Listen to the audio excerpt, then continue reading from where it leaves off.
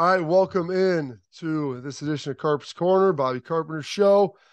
My goodness, week 9, I guess, 10, whatever it is for the college football season is in the books. Ohio State came away with another victory, beat Northwestern, wasn't pretty, didn't feel great about it, 21-7, 7-7 at half. Got Indiana, you've got Maryland, and then you've got the big show. 3 games left, 9-0. And I will say this anytime. You get the win. You don't ever want to apologize for winning, but that win didn't obviously feel good. However, you'd much rather be able to learn from wins than learn from losses. You can ask Alabama about that. You can ask Clemson about that, with how they ultimately fared and what happened with them. So the fact that Ohio State lost, that was Ohio State won suboptimal of how they played. But it's always better getting that victory than getting a loss. And we'll get into all this stuff and what happened, with college football and what I think it all means, where everybody's going. We'll get into that stuff later in the week. Maybe even get to what I think my top 4 will ultimately be, because there's going to be a lot of shakeup here and some good things happen. But 7-7.5. We talked about the weather, how that was going to be a big issue. Weather ended up being a big issue. It was not great. Big time wind gusts, smattering of rain. Grass wasn't nice. Like, it's soft. It's like your stinking front yard. It's long cut. We joke about how that impacts the game. Maybe it does, maybe it doesn't, but there were definitely issues that they had to be dealing with right there. So that obviously was not ideal. One of the other main issues talked about, we need to get cleaned up, tackling, especially on the back end. Tackling is going to be an issue. You look at J.K. Johnson, he had a missed tackle last week against Penn State, kind of opened up the floodgates a little bit. Obviously a big explosive gain. A couple of their missed tackles in the secondary, because the Ohio State defense has been a great tackling team all year. And so there's some stuff from the safety positions where there may have been, missed tackle here or missed tackle there, maybe a misfit. And that's what led to some of those runs. Guys getting on the edge, Hall getting his shoulder square, finding a way to cut back. Him and Sullivan, the quarterback, as well. So there was obviously some gains that were had that you didn't necessarily feel great about. Anytime you give up over 200 yards on the ground, you're not going to feel good about that. And then anytime you can't really run the ball the way that you would like to. Now, I know Ohio State rushed the ball for over 200 yards. And, Maya Williams had over 100, got CJ involved in the run game. We'll get into all that. But just the high-level notes, interior blocking, tackling on the edge, and an inability to throw the ball into the wind. And that's tough when you have gusts of 40 and 50 miles an hour. I don't know too many quarterbacks, or any for that matter, who are going to be able to be accurate in that situation. So then you ultimately have to lean on the run game. And maybe you do it out of your normal personnel groupings. Maybe you get in some bigger personnel groupings. Maybe you have some different runs and some different things that, Ryan Day pulled out that maybe he would have liked to have held back. But you showed some stuff there because you ultimately had to get a win in what was a pretty tough environment. Here's what Pat Fitzgerald did. I give Pat Fitzgerald a lot of credit for this. He went full Jim Tressel in this game. When he was going against the wind, you saw him bleeding the clock all the way down, snapping it inside of 5 seconds, making sure they're always, running the football, having completions, standing there, just slowing the tempo of the game down dramatically. And then also, he'd go for it as opposed to punting or kicking field goals, depending on where they were at, making sure that they could obviously punt with the wind. If they didn't, they try to knock it down. But Pat Fitzgerald did his best. He did the best job he possibly could to put his team in position to ultimately try and win that game. They didn't have enough talent, but he did a great job.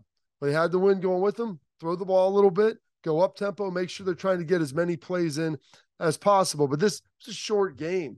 There weren't a whole lot of plays ultimately to be had. There weren't a ton of rushes there. There definitely weren't a lot of passes when you're trying to throw the football. When you look at CJ, 10 to 26, start looking at guys running the football. 30, 34 runs. There weren't a whole lot of plays that were ultimately ran. And that was due to the way Pat Fitzgerald ultimately wanted to play. And he knew that that's what he was going to have to do if he had any chance of winning this, a Jim Tressel style Tressel ball game. So kudos to Pat for putting it together like that.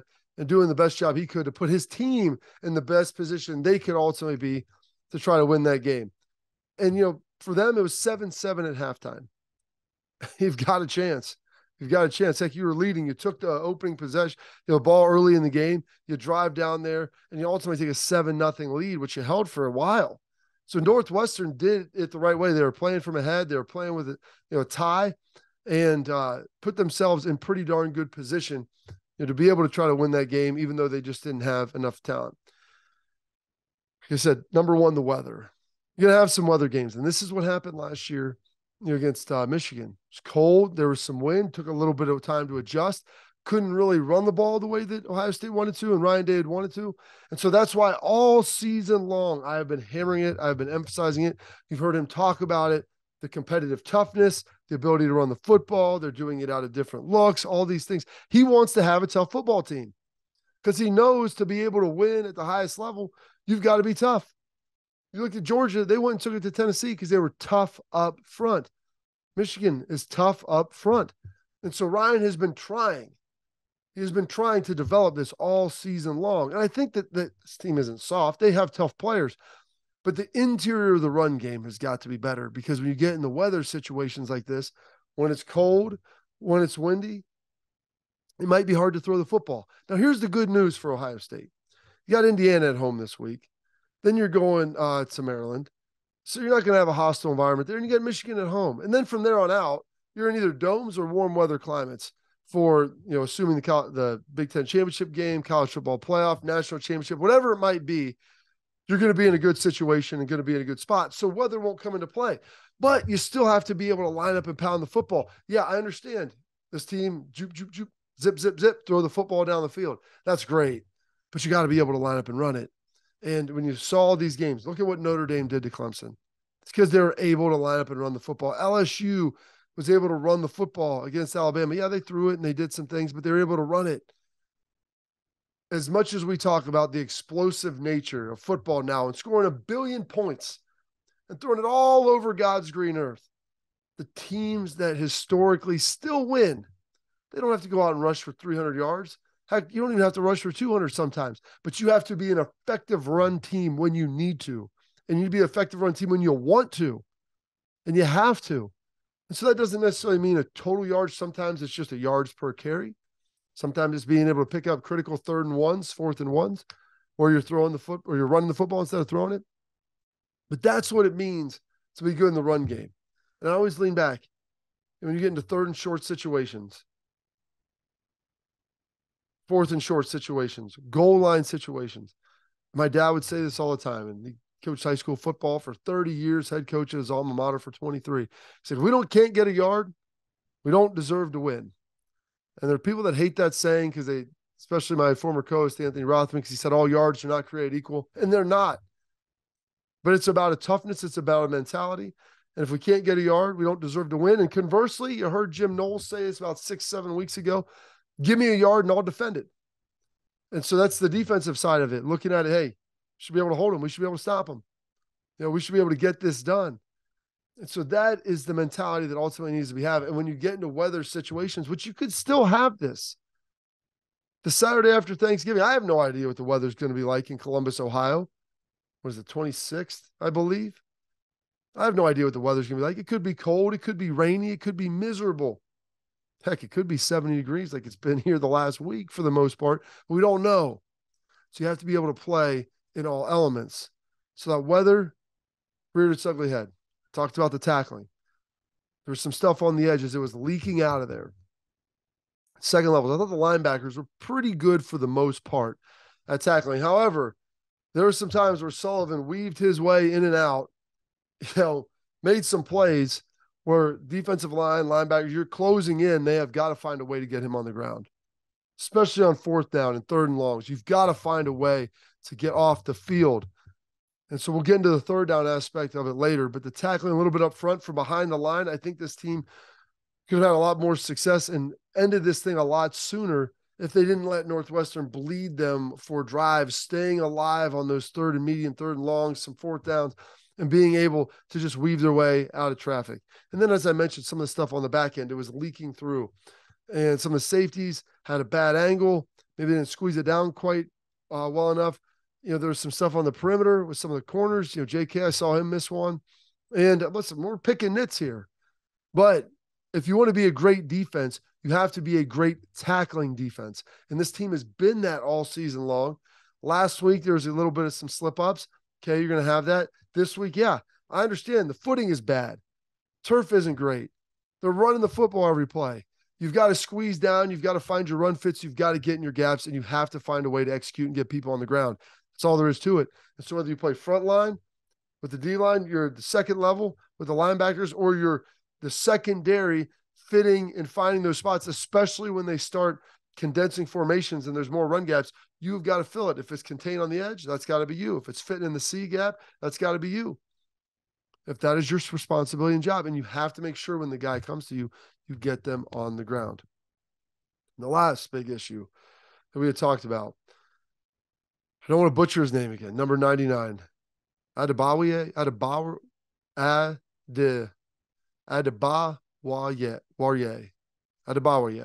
maybe, probably not. Didn't execute all that well on my end, so that's bad on me. But Adebawaye was a monster in the middle. We talked about it. They'd move him all around. He'd play some end, play tackle, play a little nose, move him all around. Against Ohio State, I thought they'd put him in the middle more because those are more favorable matchups. You start looking at Dwan Jones on the outside, Paris on the outside, Johnson. Those guys are big physical dudes, and they're the best part of this offensive line. In the middle, we've seen this, and it started to happen a little bit against Iowa. It happened some against Penn State. Matt Jones got beat up a little bit against Penn State. Donovan Jackson, Luke Whippler, there isn't that internal push that we've historically had with the interior of this line. Now, that doesn't mean it still can't change. And I understand you're getting to a point in the year where you got 3 games left. There's guys with some nagging injuries, little things to pop up, but you've got to be able to, what I call, dent the defense. And denting the defense comes in with that guard, center guard combination to be able to get a yard of surge, 1.5 yards, 2 yards of surge, so that when Mayan Williams gets the ball, when Trey Henderson gets the ball, when he gets healthy and gets back out there, those guys are able to get momentum going, and you're able to find those inverted seams as the linebackers aren't sure where to fit because they're getting push on the defensive line, and you're be able to climb off of those double teams. And you didn't really feel like there was that dent. There was no changing of the line of scrimmage. And frankly, Adebawiye changed the line of scrimmage a little bit for Northwestern from time to time. He was getting in the backfield, getting some penetration, and disrupting some of those runs. So that has got to get corrected. And I don't know if you're going to be able to tell if it got corrected against, Indiana, against Maryland. I know against Michigan, you'll know. Their dudes are tough up front. Like Michigan had their own problems too. I mean, they had their handful with Rutgers at one point before pulling away at 17-14. So everybody's got their own issues. Mayan, I thought, had a good day. He brings some energy when he's running the football, especially when you get him going downhill. 26 carries, $111, couple TDs. Did a great job. And I thought he took advantage of his opportunity there with Trey being out. He brings that energy. It took him a little bit to get going. I think part of that was kind of the offense in general. It took a little bit of time to get going as Ryan was trying to feel that game out of kind of what was going on and how it was going to work and what runs would work, what personnel groupings, formations, all of those things. So it took him a while to get going. But once he did, I thought he established it pretty well. But some of those short yardage games, I'm not putting it on Mayan. If you can't pick up a yard when you're having to make a cut in the backfield and you lose all of your momentum, so you come down and you have to jump cut and there's a guy right in your face. They've got some linebackers that were good tacklers, strong dudes, and they wrapped him up. And so, yeah, I'd like to always see Mayan be able to run through those things, but you've got to cut off penetration and you have to be able to dent the defense. I liked Ryan's creativity, the Jetta Mecca, get him out there. He's a physical runner. He's a tough guy. A couple times let him carry the ball. I thought that was a nice, I thought that was a really nice way to kind of jumpstart the offense a little bit. I feel like things maybe need a little spark, a little jolt. You don't want to get bogged down as you're starting to get in the red zone. Boom, run the jet. It's a little bit different. You haven't really shown it much or really at all this year. So you've got that in the back pocket. And then ultimately, too, 6 for 79 yards for CJ. Better on the ground than he was through the air. You would never have thought that C.J. Stroud would have ran for more yards than passing for in a game unless he got hurt and something happened. He had the long one, almost 50 yards. He was able to scramble. You saw that, which was great. Hey, it's 1st and 10. Give me a 2nd 6, 2nd 5, 2nd 4. We don't need to throw an incompletion. Just get out of bounds. And then he pulled it on the zone read. The 4th down, I believe, maybe the 3rd. Great job by him and great job by Ryan. You know what? We haven't shown this. Teams get lulled to sleep. Hand off. Boom, pulls it, zips down the sideline. Now, I think he was trying to figure out, he was trying to figure out, do I want to score here? Am I trying to slide? Am I going to get out of bounds? Like, what am I ultimately going to do? How am I going to exit this play? He ultimately gets down. Good. And I don't need C.J. Stroud to go run through tackles. I don't need him to be the toughest dude on the field when it comes to running the football. But he did show his ability and willingness to run. And that was needed because it was in a gotta-have-it situation where you're up against it on the road against a team that, heck, you should be beating them by a lot more, but due to weather and circumstance, it's not happening. So I'm glad that CJ recognized what needed to be done to ultimately go and get a win. Oh, goodness. Marvin Harrison was really the nice receiving threat that you would hoped he would be. 5 for 51. A lot of those catches were big 3rd down catches, be able to move the chains, get some yards, get some of those chunkish plays since you really couldn't push the ball down the field. A lot of drops too. I mean, I thought there was some, probably, CJ completed about 10 of 26. I felt like there was probably another 4 or 5 balls that he left out there that should have been caught, that, whether it was Cade or maybe a Mecca. I'm trying to think. I think, Julian had 1, 2. There was just a couple balls, like, okay, 2 or 3, maybe 4 that should have been caught that I think would have made a difference in the game, keep the chains moving and put you in a good situation. So got to handle the drops, get that thing taken care of. One of the big areas too, where you always want to be great. We talk about situational football, end of half, end of game, red zone situations, which, there really weren't a ton of red zone situations in this game. And then 3rd down. Ohio State has been awesome on 3rd down. Coming in the Penn State game, they were giving up like 24% on defense, which is elite. I think after that game, it kind of risen to 26 a little bit. Offensively, they'd been, in the 40s, maybe close to 50 at one point, maybe over 50. Penn State struggled, and you look back, why did they struggle against Penn State? Well, I think the reason why they struggled was due to the fact that a lot of those 3rd downs got stretched. 3rd and 5, not hard. 3rd and 7, 8, not bad. You start getting 3rd, 10 plus, that changes the arithmetic a little bit of how you're trying to achieve them and the percentages that you're going to pick them up. Made it a lot more difficult. There was a point in this game where Ohio State was 0 for 8 on 3rd downs. They end up 4 of 15, but 0 for 8. And some of those were long, some of those were short, not being able to, pick up short yardage in the run game. And then conversely, on the other side, Northwestern was 9 of 20 on their 3rd down conversions. It's almost 50%. That's really darn good. And that is why when you fast forward this and look at some of the other key metrics that I always like to bring up, 36 minutes time of possession. When they were going into the win, man, Pat Fitzgerald was making sure those drives were 5, 6, 7 minutes. He didn't want to risk a turnover into the wind.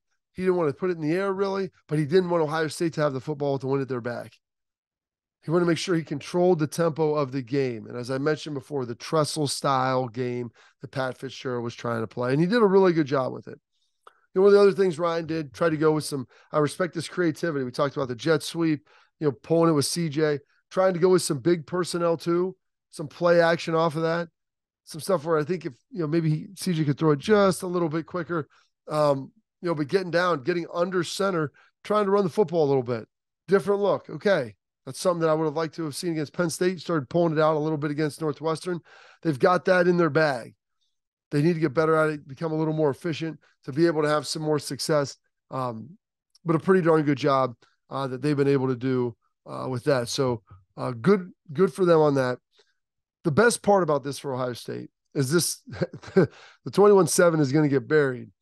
People will talk about it a little bit, but it's going to get buried because Tennessee got beat up pretty good by Georgia, which on the road, I thought there was a chance that might happen. LSU beats Bama in a thriller at night, and then Notre Dame just rolls Clemson. Heck, I think it was 28-0 at one point, ends up 35-14, but big time job by Marcus Freeman. Then TCU was struggling against Texas Tech.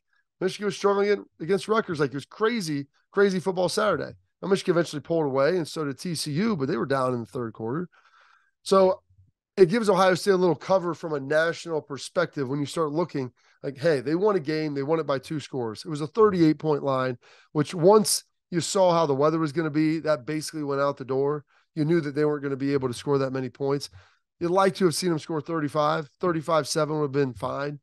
21, you have to get them late. 7-7 at halftime doesn't feel good. Like I said, the number 4 team got smoked. The number 6 team lost. You know, the number 7 team was struggling. Number, whatever Michigan is, 5, they were struggling a little bit too. So there was a lot of struggle in the top 10. Georgia is going to be number 1. I think you're still going to have Ohio State at number 2. I think you'll have Michigan at number 3. Would not shock me if you have TCU 4, Tennessee 5. I could see TCU and Tennessee being flipped. Tennessee got beat pretty good. I could see them being TCU being 4, Tennessee 5, maybe an LSU 6 or 7. They had a big win. It was at home against Bama. Clemson's going to fall way back, I would anticipate there. And Bama, you know, that's tough because that's a second loss for them.